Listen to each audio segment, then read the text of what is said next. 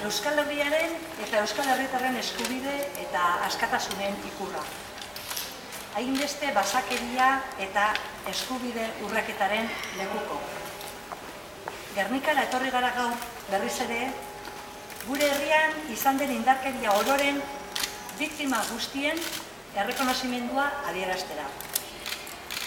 Eurak merezi duten ordaina eta egia osoaren ezagutza defenditzen ditugu Amaiurretik. Era berean, Euskal Herrian eta Euskal Herritik kanpora gertatu diren eskubideen urraketen ondorioz izan diren biktima horiei guztiei gure atsekaberik sentikorrena adierazten diegu.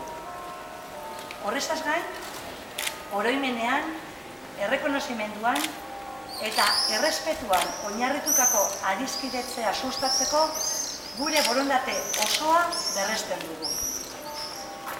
Amaiurren ustez, gatazkaren erabateko konponbidea lortzeko, elkarrizketa eta akordioa dira bide bakarra. Horregatik, arazo politikoa konpontzeko, ekimen demokratiko eta baketsuen aldeko eta indarkeria zein mehatxuen kontrako gure konpromisoa adierazten dugu beste behin ere.